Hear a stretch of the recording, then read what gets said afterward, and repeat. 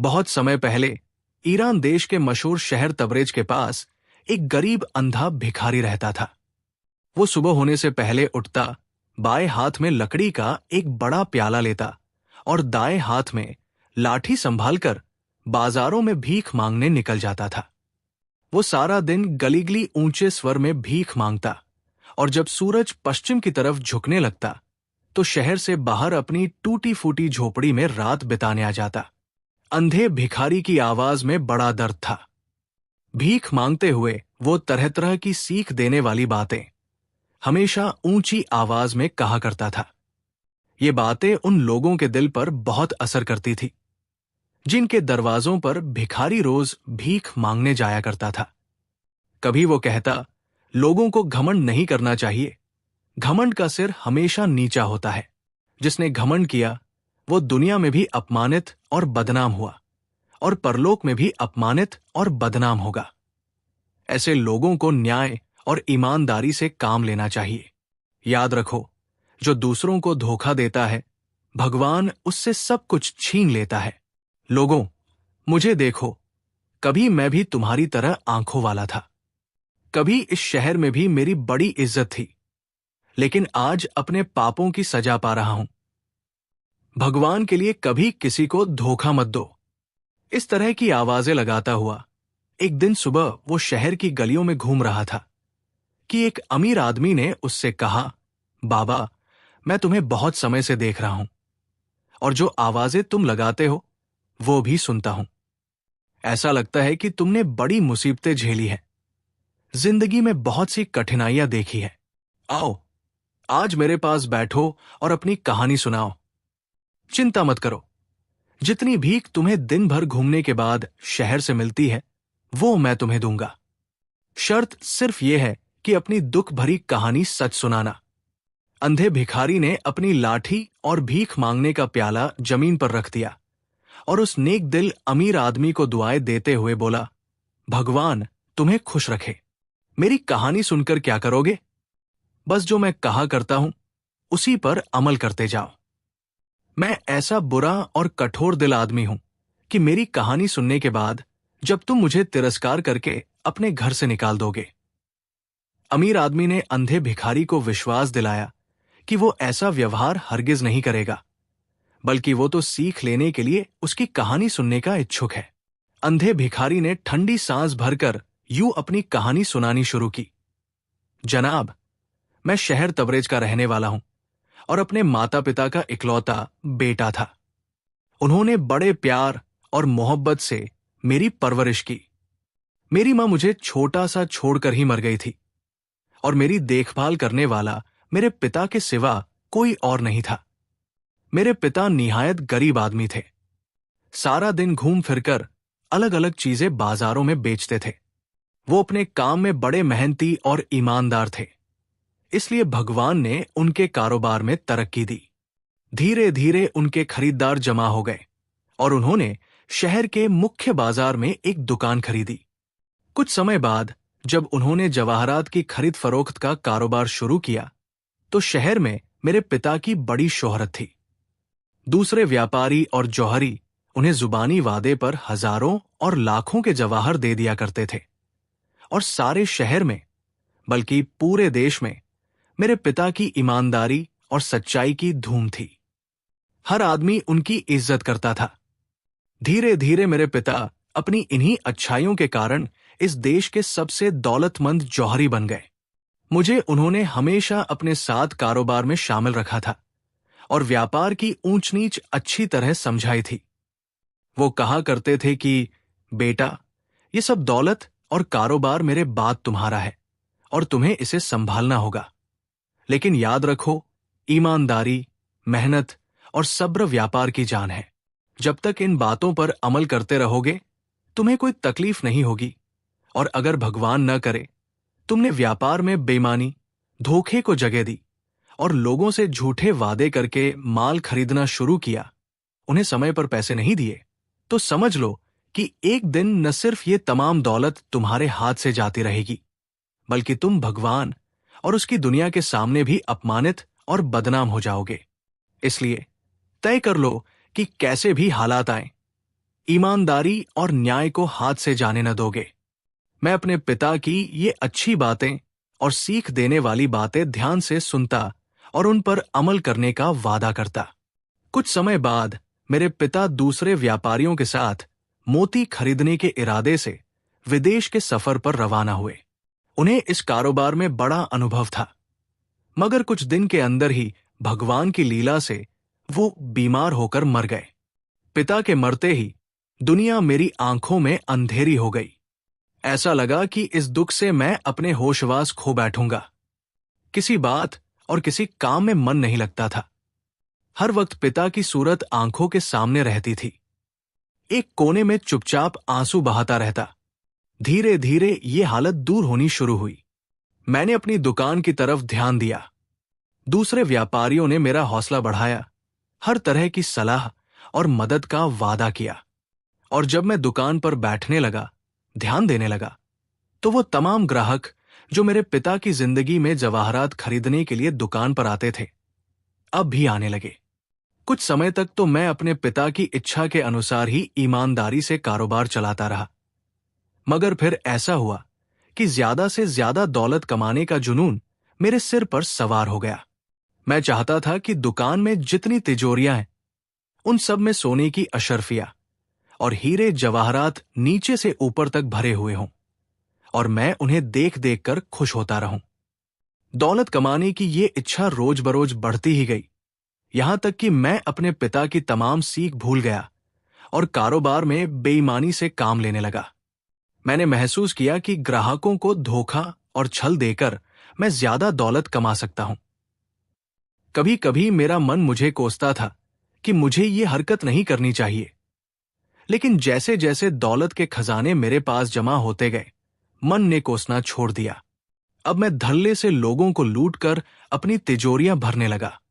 एक दिन मैं अपनी दुकान खोलकर बैठा ही था कि एक आदमी आया। उसका पहनावा सादा और फटा हुआ था। चेहरे पर दुख और गम के निशान थे। उसने आते ही मुझे नमस्ते किया और देखने लगा। मैं समझा कोई भिखारी है। सुबह सुबह भिखारी को देखकर मेरे तन बदन में आग लग गई। मुझे गुस्सा आ गया और मैंने उसे डांट कर भगाना चाहा, लेकिन उसने आंखों में आंसू भरकर कहा, जनाब, मैं भिखारी या मांगने वाला नहीं हूं। कभी मेरा शुमार भी अपने शहर के अच्छे लोगों में हुआ करता था, लेकिन बदकिस्मती से हालात ऐसे खराब हुए कि भूखे रहने तक नौबत आ गई। अब मजबूर होकर मैं अपनी बची खुची दौलत का आखिरी हिस्सा लेकर बाजार आया हूं। यह कहकर उसने अपनी छोटी पोटली में से एक बहुत कीमती लाल निकालकर मेरे सामने रख दिया। बचपन से लेकर जवान होने तक मैंने एक से एक कीमती हीरे और जवाहरात देखे थे, लेकिन उस जैसा कीमती लाल कभी नजर नहीं आया था। ऐसा दुर्लभ रत्न तो बादशाहों के खजाने में हुआ करता है। इस लाल को देखकर दिल में तो लालच बहुत हुआ, मगर चालाकी से काम लेकर यूं ही बेपरवाही से उसे देखा और माथे पर बल डालकर बोला, अरे ये क्या उठा लाए हो? इसमें क्या खास बात है? इसमें कोई खास बात तो है नहीं, फिर भी बोलो क्या दे दूं इसका? उसने निराशा भरी नजर से देखा और बोला, जनाब, आप ही शहर के सबसे बड़े जौहरी हैं, और ये सोचकर मैं आपकी दुकान पर आया था कि इस कीमती पत्थर की सही सी कीमत आप मुझे बताएंगे। यकीन कीजिए, मेरे पास जितने भी कीमती जवाहरात थे, यही उनमें सबसे बेमिसाल है, और आप फरमाते हैं कि इसमें कोई खास बात ही नहीं है। उस व्यक्ति की ये बात सुनकर मैंने एक बार फिर उस लाल को हाथ में उठाया और गौर से देखा। वास्तव में वो बेहद कीमती पत्थर था। उसकी कीमत 1-1.5 लाख सोने की अशर्फियों से क्या कम होगी। लेकिन मैंने कंजूसी से गर्दन हिलाते हुए कहा, अरे साहब, आपको धोखा हुआ है। ये लाल इतना कीमती नहीं, इसमें तो कई कमी है। शायद आपने उन पर गौर नहीं किया। पहली कमी तो यह है कि इसका रंग एक जैसा नहीं, कहीं से हल्का है और कहीं से गहरा। फिर वजन भी कुछ खास नहीं, ज्यादा नहीं है वजन। और सबसे बड़ा दोष है कि इसके बीच में एक दाग है। अगर ये इसमें न होते तो ये लाखों की कीमत का होता। अब तो इसकी कीमत कुछ 100 सिक्कों से ज्यादा नहीं। ये कहकर मैंने लाल उसके सामने रख दिया और बेपरवाही से दूसरे कामों में यूं व्यस्त हो गया जैसे मुझे उस लाल की कोई परवाह नहीं है। हालांकि अंदर से मेरे दिल में बड़ी घबराहट मच रही थी कि ये शख्स लाल को उठाकर किसी दूसरे जौहरी की दुकान पर न चला जाए। मगर मालूम होता है वो बहुत मजबूरी के हाथों परेशान था। तभी उसने दुखी आवाज में कहा, अच्छा जनाब, जो आप फरमाते हैं वही ठीक होगा, मगर इस वक्त तो ये लाल मुझे खरीद लीजिए, ये आपका बड़ा एहसान होगा मुझ पर। उसकी बात सुनकर मैं समझ गया कि शिकार फंस चुका है और ये अपना कीमती लाल मेरे हाथों बेच डालेगा। मैंने हमदर्दी बनकर कहा, अरे मियां, इसमें एहसान की क्या बात है? जो कीमत मुझसे हो सकती है वो करने के लिए तैयार हूं। फरमाइए, इसके कितने पैसे दे दूं? अजी जनाब, अब मैं अपने मुंह से क्या कहूं? जो कीमत आप उचित समझें वो दीजिए, उसने कहा था।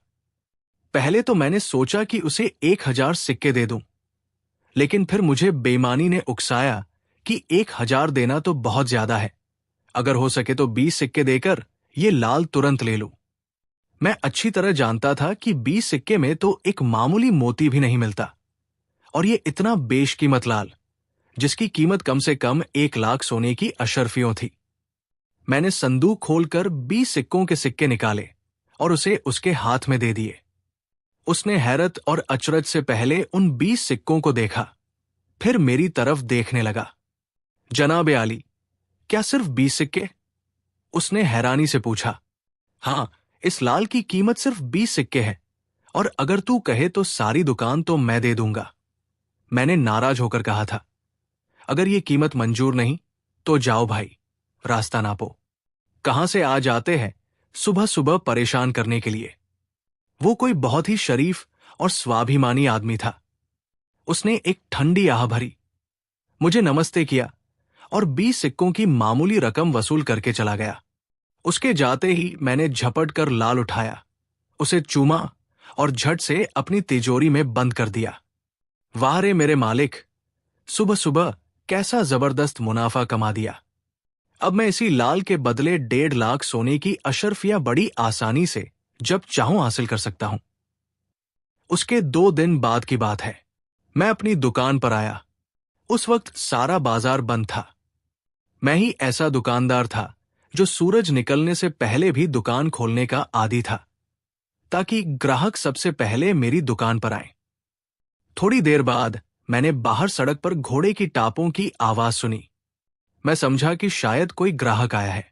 मैंने दुकान से बाहर झांका तो क्या देखा कि एक आदमी घोड़े पर सवार चला रहा है।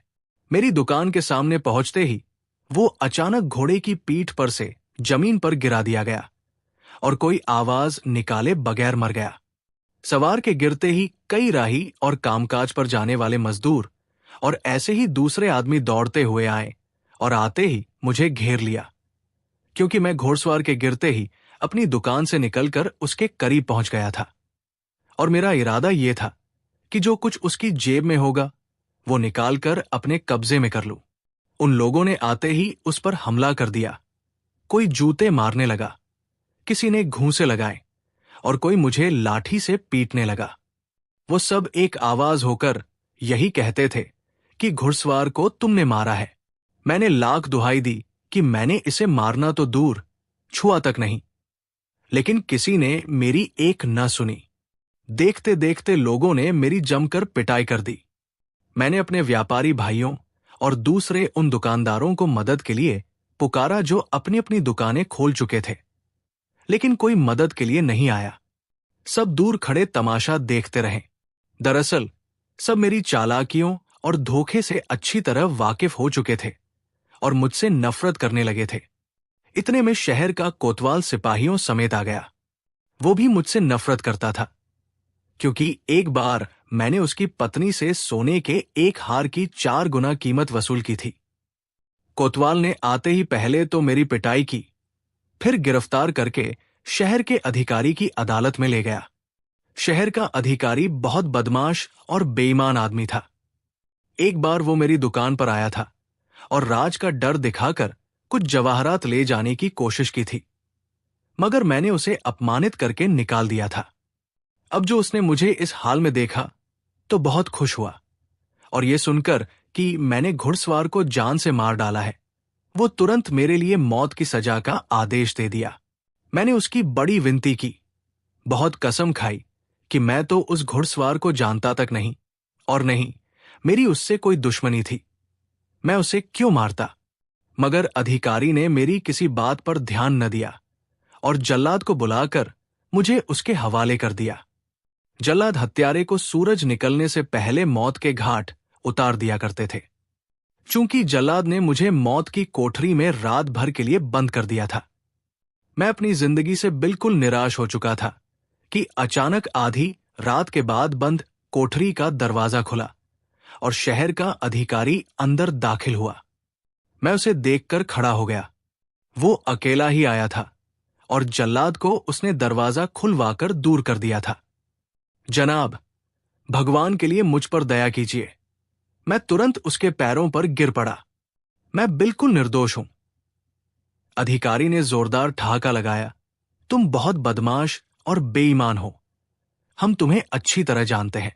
मैं तो पहले से इस इंतजार में था कि तुम किसी तरह मेरे जाल में फंस जाओ। अब सुबह सूरज निकलने से पहले पहले तुम्हारी गर्दन उड़ा दी जाएगी। मानिए, मैं अपने किए पर शर्मिंदा हूं। मैंने कहा, आप एक दिन मेरी दुकान पर तशरीफ लाए थे और मैं आपसे कुछ सख्ती के साथ पेश आया था। मैं उसकी माफी चाहता हूं। अकेली माफी से काम नहीं चलेगा, बेवकूफ, उसने मुझे धमकाते हुए कहा था। हमने सुना है कि तूने बड़ी दौलत जमा कर रखी है, कुछ उसमें हमारा हिस्सा है या नहीं? अब मैं उसके कहने का मतलब समझा था। वो मुझसे जान बख्शने की रिश्वत मांग रहा था। मैंने दबी आवाज में कहा, मेरी दौलत आपकी ही है जनाब, जो हुक्म करें वो पेश कर दूंगा। ठीक है, वो हंसकर बोला, अब आए न सीधे रास्ते पर। उसी वक्त मुंह पर कपड़ा लपेटकर हमारे आदमी के साथ अपनी दुकान पर जाऊं और 1 लाख अशरफियों के जवाहरात थैली में बंद करके उसके हवाले कर दो, तो फिर वो दोबारा हमारी अदालत में पेश होना पड़ेगा। रहने दो, एक तरफा अपील तुम्हारी तरफ से अदालत में दी जाएगी। हमने कुछ गवाहों का इंतजाम किया है जो ये गवाही देंगे कि तुमने उस घुड़सवार को नहीं मारा। उसके बाद हमने तुम्हारी ये कमी देंगे। और इस लालची अधिकारी को 1 लाख अशरफियों के हीरे जवाहरात रिश्वत में देकर मैंने अपनी जान बचाई। इस घटना के बाद होना तो ये चाहिए था कि मैं सीख लेता और आगे के लिए धोखे, छल और बेईमानी से तौबा कर लेता। मगर हुआ ये कि पहले से भी ज्यादा दौलत कमाने का लालच भूत बनकर मुझ पर सवार हो गया। शहर के अधिकारी को 1 लाख अशरफियों के हीरे मैंने दिए थे। उस नुकसान को जल्द से जल्द पूरा करने की धुन लगी हुई थी। मैंने तय कर लिया कि जब तक इतनी रकम नहीं कमाऊंगा, ईमानदारी को अपने करीब फटकने नहीं दूंगा। एक दिन का जिक्र है कि मैं अपनी दुकान पर बैठा था कि 2 औरतें ऊंचे लिबास पहने दुकान के सामने खड़ी हुई। एक औरत की गोद में एक छोटा सा बच्चा था जिसे उसने कपड़े से ढक रखा था। दूसरी औरत के हाथ में खूबसूरत टहनियों की बनी हुई टोकरी थी। वो दोनों आपस में बातें करने लगी। उनकी आवाजें मुझ तक आसानी से पहुंच रही थी। बच्चे वाली औरत ने अपनी कमीज की जेब में हाथ डाला और बहुत सी सोने की अशर्फियां निकालकर दूसरी औरत को देखते हुए बोली, ये अशर्फियां ले जाओ और जौहरी हजरत जलाल की दुकान पर जाकर उसे दे दो। कहना कि मालकिन ने ये अशर्फियां भेजी है। कल तुम जो उसके यहां से कुछ गहने और हार वगैरह लेकर आई थी, ये उन चीजों की आधी कीमत है। आज जलाल से कहना कि बाकी रकम कल जरूर पहुंचाएगी। अब जिन जिन जेवरों की हमें जरूरत है, हाजी से कहना कि जल्द तैयार कर दें, क्योंकि शादी में अब 10 दिन बाकी रह गए हैं। मैं यही रुककर तुम्हारा इंतजार कर रही हूं। जल्दी उसका जवाब लेकर आना कि वो कब तक नए जेवर तैयार कर देगा। अशर्फिया लेकर दूसरी औरत चली गई। मैंने सोचा, ये औरत बड़ी मालदार मालूम होती है, क्योंकि उसने जेब से ही निकालकर गिनाए बगैर दूसरी औरत को दे दी थी। उनके घर में किसी की शादी की तैयारियां हैं और जौहरी हजरत जलाल से इसीलिए जेवर की फरमाइश की गई है। मैं तुरंत बड़े आदर से पास जाकर मालकिन को नमस्ते किया और कहा, मालकिन, आप वहां सड़क पर कब तक खड़ी रहेंगी? यहां आकर मेरी दुकान में बैठ जाइए। ये सुनते ही वो औरत कुछ शर्माई, फिर हिचकिचाती हुई आई और दुकान के अंदरूनी हिस्से में बैठ गई। मैंने कहा, मालकिन, अगर आपको बुरा न लगे तो क्या मैं पूछ सकता हूं कि जौहरी हजरत जलाल से आपने कौन कौन से जेवर किन किन दामों खरीदे हैं? ये मैं इसलिए पूछ रहा हूं कि हाजी जलाल कुछ अच्छा आदमी नहीं है। वो ज्यादा दाम वसूल करने में बहुत बदनाम है। अच्छा, ये बात है, औरत ने हैरत से कहा। मगर अब क्या हो सकता है? हमने तो उससे बहुत सी चीजें खरीदी हैं, कपड़े, हीरे जवाहरात, सोना वगैरह। दरअसल में मेरी छोटी बहन की शादी उपमंत्री के लड़के से होने वाली है। 10 दिन शादी में बाकी है और अभी बहुत सारे जेवर और कपड़ा खरीदना है। कल हमने हाजी बिलाल की दुकान से जेवर खरीदा था, बस जवाहरात हमें पसंद नहीं आए। उसने कहा था कि 1-2 दिन में अच्छे अच्छे हीरे आएंगे, फिर आकर ले जाइएगा। औरत की ये बात सुनकर मेरी लालच टपकने लगी। मैंने सोचा कि ये बहुत अमीर मालूम होती है। अगर इसके हाथ मैं अपने हीरे जवाहरात बेचूं तो हजारों का मुनाफा एक पल में कर सकता हूं। ये सोचकर मैंने कहा, आदरणीय मालकिन, अगर आपको आदेश हो तो मैं ऐसे सुंदर और कीमती जवाहरात आपके सामने पेश करूं जो यहां किसी जौहरी के पास आपको न मिलेंगे। कीमत की चिंता न कीजिए, जितना संभव हो सका कीमत में रियायत कर दूंगा। ये सुनते ही उस औरत ने खुश होकर कहा, हां, जरूर दिखाइए। अगर पसंद आए तो खरीद लूंगी, लेकिन शर्त यह कि खरीदने से पहले मैं ये जवाहरात अपने मकान पर भेजूंगी ताकि मेरी बहन भी पसंद कर ले, जिसकी शादी होने वाली है। भगवान करे इसे आपके दिखाते हुए हीरे जवाहरात पसंद आ जाएं, फिर तो हम मुंहमांगी कीमत पर भी खरीद लेंगे। मालकिन की बात सुनकर मारे लालच के मेरे मुंह में पानी भर आया। मैंने कहा, आदरणीय मालकिन, जो हीरे और जेवर मैं आपको दिखाऊंगा वो सब के सब बेजोड़ और बेशकीमत है। जैसा कि मैंने कहा, पूरे देश में किसी और जौहरी के पास इतना अच्छा और सुंदर माल नहीं होगा। हम ऐसी चीजें आप जैसे कद्रदानों के लिए संभाल संभाल कर रखते हैं और हर आने जाने वाले ग्राहक को दिखाते भी नहीं। अभी मैं ये चिकनी चुपड़ी बातें कर ही रहा था कि दूसरी औरत वापस आ गई। उसने खूबसूरत मोतियों का हार निकालकर मालकिन को देते हुए कहा, हाजी जलाल ने ये तैयार करके दे दिया है और वो नमस्ते करके कहते हैं कि ईश्वर की इच्छा से बाकी जेवर कल परसों तक जरूर तैयार हो जाएंगे। उसने ये भी कहा है कि कीमत की उसे इतनी जल्दी नहीं है, जब जी चाहे रकम भिजवा दीजिएगा। मालकिन ने बेपरवाही से दूसरी औरत की ये बातें सुनी और हार को उलट पलट कर देखते हुए बोली, ये भी कोई हार है। मुझे यकीन है कि दुल्हन इसे कभी पसंद नहीं करेगी। मन तो चाहता है इसे अभी हाजी साहब के पास वापस भिजवा दूं, मगर ये रखा रहने देती हूं कि हमारा उनसे पुराना लेन देन है। अच्छा खैर, अब आप मेहरबानी फरमाकर वो दिखाइए जिनका जिक्र आपने मुझसे किया था। अभी दिखाता हूं, मैंने जल्दी से कहा। तिजोरी खोलकर हाथी दांत का बना हुआ एक सुंदर डिब्बा निकाला। इस डिब्बे के अंदर ही वो हीरे रखे हुए थे। उनमें वो लाल भी रखा था जो मैंने एक मुसीबत में फंसे आदमी से सिर्फ 20 सिक्कों में हथिया लिया था। वो दोनों औरतें हैरत, दिलचस्पी और खुशी से हीरे देखती रही। हर हीरे की कीमत पूछी जाती थी। मैं भला कहां छोड़ने वाला था। मैंने भी बढ़ चढ़कर झूठ की बातें बताई। उस लाल की तरफ इशारा करते हुए मालकिन ने कहा था, कितना खूबसूरत है, कैसी चमक दमक है, ये तो बहुत कीमती मालूम होता है। क्यों जनाब, क्या कीमत होगी इसके? आदरणीय मालकिन, ऐसा पत्थर दुनिया में कहीं न मिलेगा। ये तुर्की के शहंशाह के खजाने का है। वहां से एक शहजादा न जाने कैसे निकला और मेरे हाथ बेच दिया। बस इसकी कीमत न पूछिए, इसे ले जाइए। फिर भी कुछ तो बताइए ना, उसने जोर दिया। सिर्फ 2 लाख अशरफिया, मैंने धीरे से कहा। मेरा ख्याल था कि इतनी बड़ी कीमत सुनकर वो निराश हो जाएगी, लेकिन उसने खुश होकर कहा, सिर्फ 2 लाख अशरफिया। मुझे कीमत मंजूर है जनाब। इन दामों तो ये लाल बेहद सस्ता है। संक्षेप में, उस औरत ने लाल के साथ साथ कई दूसरे जवाहरात और मोती भी पसंद किए। मैंने उसके पसंद किए हुए जवाहरात उसी हाथी दांत के डिब्बे में ध्यान से रख दिए। उसके बाद मालकिन ने मुझसे कागज और कलम मांगा। मैंने दोनों चीजें पेश कर दी। उसने कागज पर कुछ लिखकर वो 50 कीमती जवाहरात के डिब्बे समेत अपनी साथी औरत को दिया और कहने लगी, अब तुम जल्दी से ये जवाहरात घर ले जाकर बहन को दिखा दो। मुझे डर है कि इनमें से कई मोती और हीरे वो नापसंद करके वापस भेज देगी, लेकिन ये लाल उसे जरूर पसंद आ जाएगा। जब तक तुम वापस आओ, मैं यही दुकान पर बैठी हूं। ये कहकर उसने मुझसे बोला, जनाब, अगर आपको भरोसा ना हो तो अपना कोई आदमी इस औरत के साथ हमारे मकान पर भेज सकते हैं। जी नहीं, आदरणीय मालकिन, मैंने जल्दी से कहा, यह आप क्या शर्मिंदा करती है?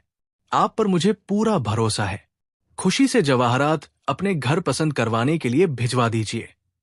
वो औरत जवाहरात का डिब्बा लेकर चली गई और मालकिन मेरी दुकान पर बैठी रही। मैं अपने काम में व्यस्त हो गया। इस बीच बाजार में मेरी दुकान के ठीक सामने किसी बात पर बहस हुई। पहले तो वे एक दूसरे को गालियां देते रहे, फिर हाथापाई शुरू हो गई। उसके बाद उन्होंने तलवारें निकालने की कोशिश की। देखते ही देखते तमाशबीनों का झुंड मेरी दुकान के आगे जमा हो गया। शोर से कान खड़ी आवाज सुनाई न देती थी। इतने में कोतवाल सिपाहियों के साथ हाजिर हुआ। उसने आते ही दोनों लड़ने वालों को गिरफ्तार कर लिया और अधिकारी की अदालत में ले चला। जाते जाते उसने कुछ दुकानदारों को भी गवाही देने के लिए अपने साथ चलने का हुक्म दिया। ये झगड़ा मेरी दुकान के सामने हुआ था, इसलिए कोतवाल ने जबरदस्ती मुझे भी गवाही के लिए दूसरे लोगों में शामिल कर लिया। जब मैंने जाने से इनकार किया तो उसने मेरे हाथों में हथकड़ियां डाल दी और घसीटते हुए ले जाने लगा। ये देखकर मालकिन ने, जो उस वक्त तक आराम से अपने बच्चे समेत दुकान में ही बैठी थी, मुझे कहा, जनाब, अधिकारी की अदालत में गवाही दे, मैं यही बैठी हूं। चलते चलते मैंने पड़ोस की एक दुकान पर बैठने वाले कसाई से कहा था कि वो औरत जो मेरी दुकान पर बैठी है, जरा उस पर निगाह रखना। कसाई बेचारे को कुछ खबर न थी कि मामला क्या है और वो औरत मेरी दुकान पर क्यों बैठी है। उसने सोचा, शायद इसलिए दुकान की निगरानी को कहता है कि वो औरत कोई चीज न उठाकर ले जाए, और उसने मुझसे कह दिया कि औरत पर निगाह रखूंगा। अधिकारी की अदालत में गवाही देकर जब मैं वापस अपनी दुकान पर आया तो दूर ही से ये देखकर दिल धक धक करने लगा कि वो औरत दुकान पर नहीं है। हां, उसका छोटा सा बच्चा कंबल में लिपटा हुआ गहरी नींद सो रहा था। मैंने कसाई से पूछा कि वो औरत कहां गई। वो बोला, तुम्हारे जाने के बाद वो मेरे पास आई और कहने लगी कि मैं थोड़ी देर के लिए जौहरी हाजी जलाल की दुकान पर एक काम से जा रही हूं। ये अपना बच्चा यही छोड़ देती हूं, तुम मेहरबानी करके इसका ध्यान रखना। ये कहकर वो चली गई। उसे गए हुए कितनी देर हुई है? मैंने पूछा था। बहुत देर हो गई, कसाई ने जवाब दिया। जब मैंने दुकान जाकर कंबल में लिपटे हुए बच्चे को देखा तो पैरों तले की जमीन निकल गई। वो चीनी मिट्टी का बना हुआ खिलौना था। मैंने उसी वक्त रो पड़ा। मैं पूरी तरह लुट गया, बर्बाद हो गया। लेकिन इस रोना पीटना का कोई नतीजा न निकला। वो धोखेबाज औरत न जाने कहां गायब हो गई थी। मैंने कसाई को गुस्से में गालियां दी और कहा कि जब मैं कह गया था कि औरत पर निगाह रखना, तो तुमने उसे जाने क्यों दिया? कसाई ने जवाब दिया कि मैं तुम्हारा नौकर नहीं था जो अपना काम छोड़कर औरत को देखता रहता था। उसका जवाब सुनकर मेरा पागलपन चरम पर पहुंच गया। मैं लपककर उसकी दुकान से गोश्त काटने का चाकू उठाया और उस पर हमला कर दिया। कसाई बुरी तरह घायल हुआ और फिर मर गया। ये देखते ही लोग दौड़े दौड़े आए और मुझे पकड़कर अधिकारी की अदालत में ले गए। अधिकारी ने सारा किस्सा सुनकर हुक्म दिया कि इस निर्दयी जौहरी को जल्लाद के हवाले किया जाए। लेकिन लोगों ने उससे विनती की कि यह शख्स पागल हो चुका है, इसे जान से मारना उचित न होगा। इसके लिए यही सजा बहुत है कि तमाम जायदाद और धन जब्त करके इसे शहर से बाहर निकाल दिया जाए। ये सलाह अधिकारी को बहुत पसंद आया। उसी वक्त आदेश दिया गया कि मेरा तमाम धन, मकान और दुकान जब्त की जाए, यहां तक कि तन के कपड़े भी उतार लिए जाएं। अधिकारी के कारिंदों ने सब कुछ छीनकर मुझे शहर से निकाल दिया। मैं चिल्लाता रहा, रोता रहा, मगर किसी ने एक न सुनी। 10 दिन तक मैं शहर के बाहर सुनसान जगह में भूखा प्यासा और नंगे आसमान के नीचे पड़ा रहा। 11वें दिन, जबकि भूख प्यास के हाथों मेरी जान निकलने वाली थी, शहरों की तरफ से एक ऊंट सवार आया और मेरे पास आकर रुका। उसने मुझे खाने के लिए कुछ खजूर दिए, ठंडा पानी दिया और पहनने को कपड़ों का एक जोड़ा दिया।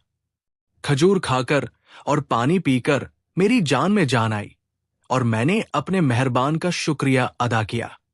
उसने मुस्कुराकर कहा, क्यों नहीं जौहरी, तुमने मुझे पहचाना?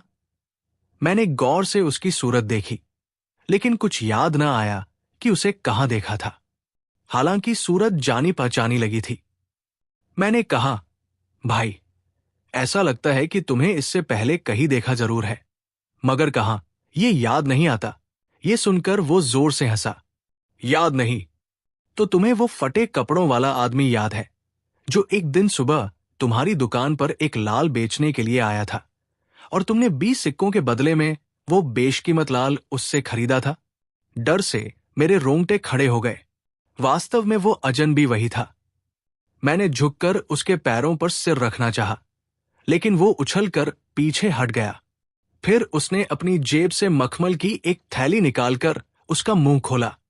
थैली का मुंह खोलते ही उसमें से सैकड़ों हजारों वैसे ही लाल निकलकर जमीन पर बिखर गए, जैसा एक लाल उस अजनबी ने 20 सिक्कों में मेरे हाथ बेचा था। अजनबी ने ठहाका लगाकर कह दिया, जौहरी, मैं तुम्हारी परख और ईमानदारी जांचने के लिए गरीब हालत बनाकर तुम्हारी दुकान पर गया था। अगर तुम बेईमानी न करते और मुझे उस लाल की सही सी कीमत देते तो मैं इनाम के तौर पर यह थैली तुम्हें दे देता, मगर तुमने बेईमानी और धोखे से काम लिया। उसका नतीजा भी तुमने देख लिया कि सब कुछ तुमसे छीन लिया गया और तुम कंगाल हो गए। मानिए, आप कौन हैं? मैंने थरथर कांपते हुए पूछा था। मैं जिन्नों का बादशाह हूं। कई हजार मेरे गुलाम हैं। मैं सारा दिन शहर में घूमता हूं। जो मुझे मेहनती, ईमानदार और सच्चा दिखाई देता है, उसकी भगवान के हुक्म से मदद करता हूं। मैंने तुम्हारे पिता की मदद की थी और तुम्हारी भी की, लेकिन तुमने लालच पर अमल किया था, इसलिए जरूरी हो गया था कि तुम्हें सजा मिले। ये बात सुनकर मैंने जोर जोर से रोना चलाना शुरू कर दिया कि भगवान के लिए मुझे माफ कर दो। वादा करता हूं कि कभी किसी को धोखा न दूंगा, न किसी से छल करूंगा। लेकिन ये सब बेकार था। मैंने नजर उठाकर देखा तो वो अजनबी जा चुका था। वो दिन और आज का दिन। धीरे धीरे मेरी आंखों की रोशनी ने जवाब दिया और अंधा हो गया। अब तो मैं बाजारों और गलियों में भीख मांगता हूं और लोगों को सीख देता हूं कि वे मेरा हाल देखकर सीख लें। जो आदमी सच्चाई, न्याय और ईमानदारी का रास्ता छोड़कर धोखे, छल और बेईमानी का रास्ता अपनाता है, वो हमेशा दुनिया में भी अपमानित और बदनाम होता है और परलोक में भी उसके लिए बदनामी है। भगवान मेरे पाप माफ करे और मेरी गलतियां माफ करे।